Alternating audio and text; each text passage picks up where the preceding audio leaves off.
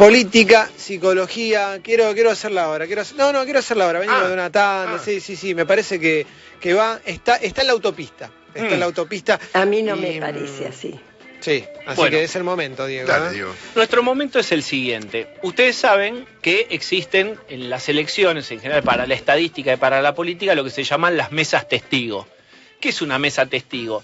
Es una mesa, por ejemplo, hay una mesa en tal ciudad, en tal escuela, que recurrentemente a lo largo de los años da que en general el escrutinio que da esa mesa es la que termina siendo a nivel nacional. Que no era la mesa escrutada en Necochea de Rodríguez Sá. Ciertamente que no. Es una mesa que termina siendo testigo de lo que va a pasar a nivel general. Eso se llama mesa testigo. Pues bien, yo tengo un pariente testigo. ¿Qué quiere decir? Que es un pariente que a lo largo de los años siempre me di cuenta que aquella persona que vota termina siendo presidente de la nación. Mirá. Es como el pulpo Pol. Digamos. Exactamente. Es un pulpo Pol es una especie de pulpo Pol. Un hombre que si se hubiera dedicado a poner ese talento en la quiniela sería millonario. Es decir, que esta persona que no quiero nombrar, en general encarna los valores o creencias de la toma de decisiones de los votantes a la hora de elegir un presidente. Bien. Es un pariente mío. Y el otro día este pariente mío me decía, mira cómo está el restaurante. Vos te das cuenta, tienen que poner mesas hasta al lado del baño. Hay mucho consumo, ¿me vas a decir que no?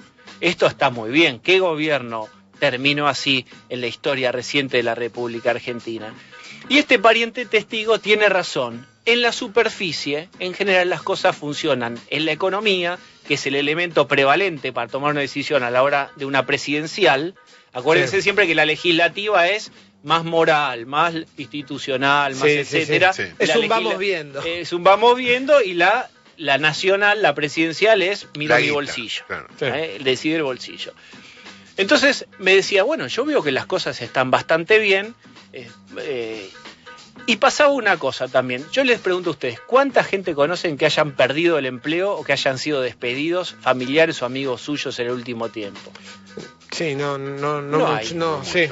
Y acá llegamos al punto. Cero. En la superficie, queridos amigos, la economía funciona razonablemente bien. Ahora, cuando uno va a profundizar un poco, hay algunos indicadores que son un poco más preocupantes o que no dan tan bien.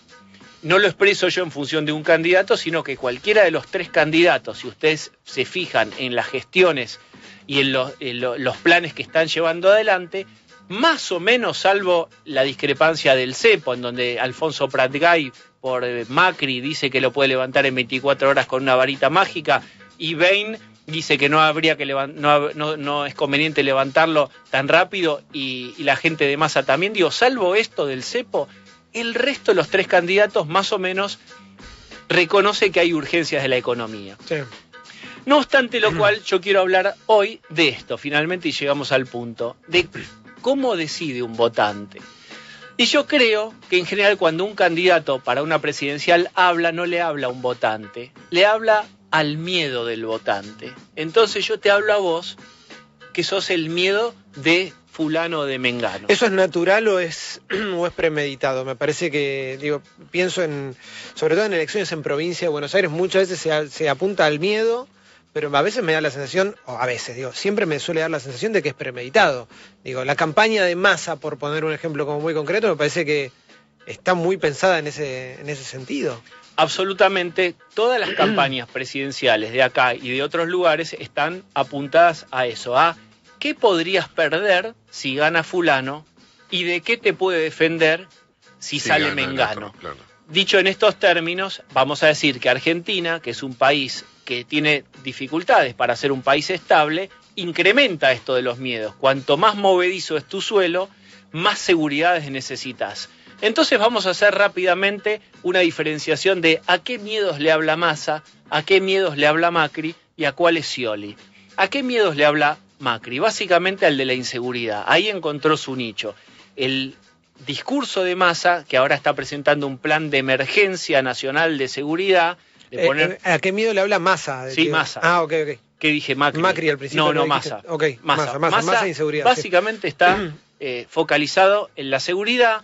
Propone poner las Fuerzas Armadas para combatir el narcotráfico, la ley de derribo de aviones, es decir, si una avioneta paraguaya viene, púmbate como en un videojuego, una serie de cosas, de medidas penas más duras, incluso a edades más tempranas, y se la bancó ahí Massa. Se quedó bien a la derecha, Se bancó ese discurso de centro, si vos querés más centro-derecha, y uno podría decir, ¿a qué votante representa? Aquel que cree que hace falta una manita un poquito más firme, por no decir mano dura. ¿A qué votante, a qué miedo del votante le habla Macri? Díganme ustedes.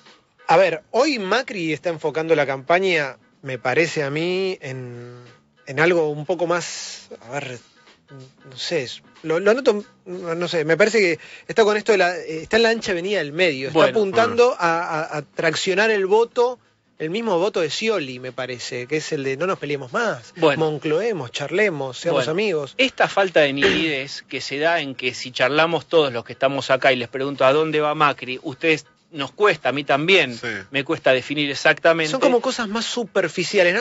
No quiero faltarle el respeto a la campaña de Macri, porque digo, no lo quiero hacer con ninguna de las campañas, pero me da la sensación, digo, cuando Macri dice, no va a haber más cadena nacional para que puedas ver la novela, me parecen cuestiones que son muy superficiales. Exactamente. Lo que yo te quiero decir, no sé si es superficial o no, lo que digo es que si en la elección presidencial lo que juega emocionalmente es el miedo, vos tenés que pulsar un miedo potente de la gente para que la gente te vote. Si vos no pulsás un miedo potente, es muy difícil que puedas remontar 8, 10, 12 puntos que te separan del primero. No es el debate que me interesa en una campaña para presidente. Digo, podemos debatir, si querés, la cantidad de cadenas nacionales, si el criterio que se utiliza es el correcto o no, pero como Macri, promesa de campaña. Claro, Macri dice en uno de sus últimos spots, no te voy a sacar la asignación universal.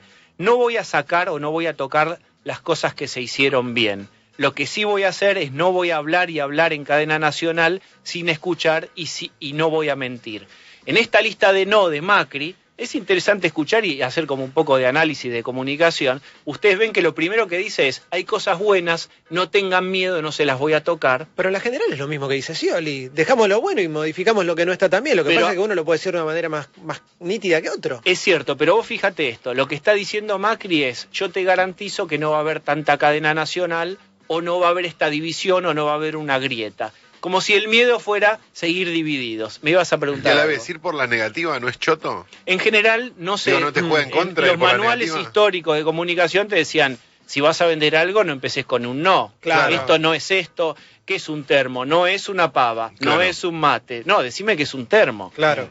Y finalmente, sí, diga. No, siga después. Y finalmente analicemos a qué miedos le apunta Daniel Scioli. Básicamente a esto, yo soy la continuidad de todo lo bueno, ojo, porque si se equivocan al sufragar podrían volver los años 90, no lo dice él en estos términos porque se encarga otra gente del gobierno de decirlo, aventando o atizando fantasmas de pérdida de empleo, de desocupación, asociando a Macri, que es el segundo al competidor, a la figura del empresario, del deshumanizado, etcétera. Esos son los tres miedos básicamente que tenemos desparramados sobre la mesa para los votantes.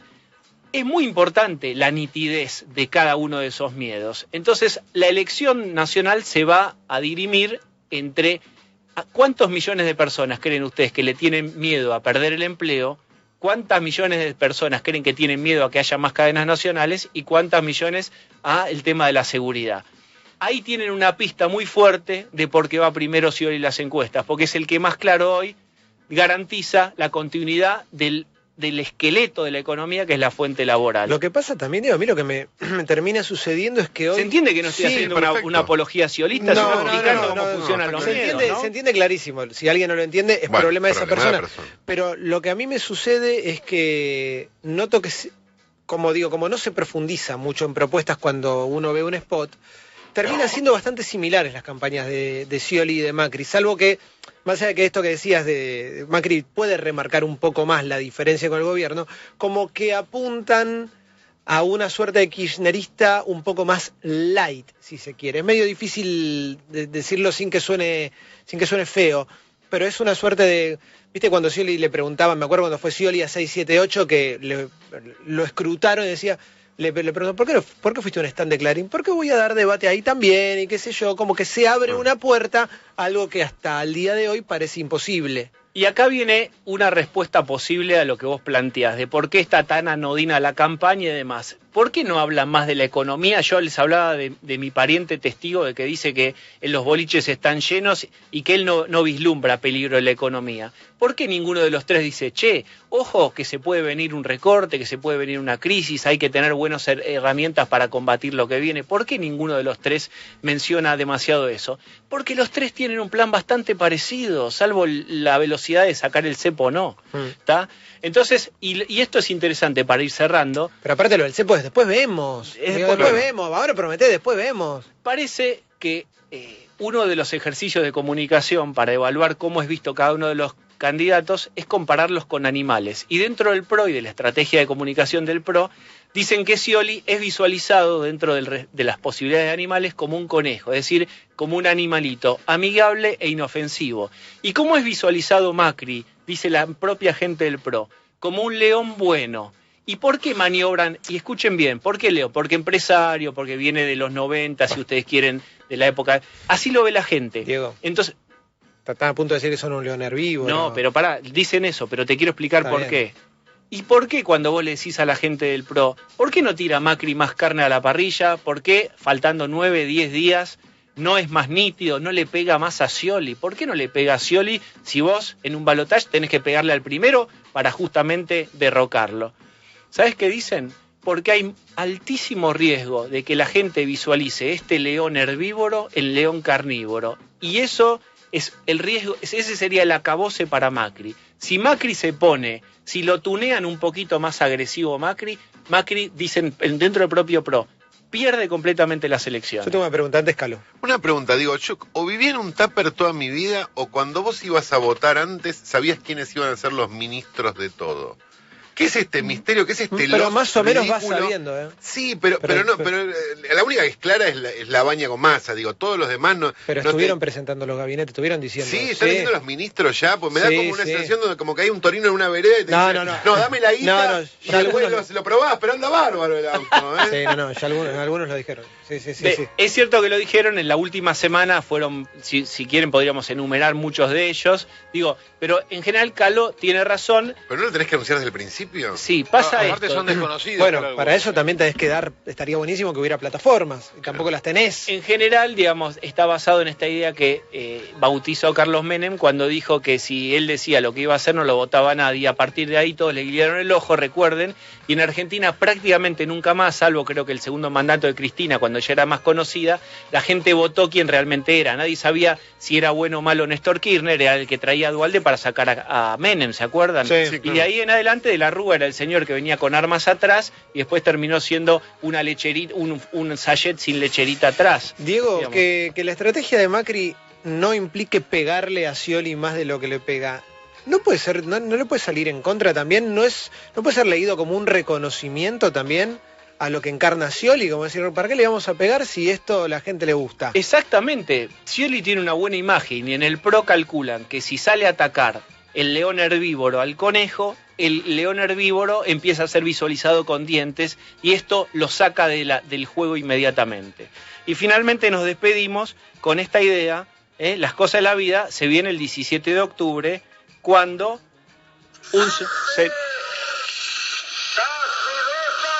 este señor inventó un kiosco.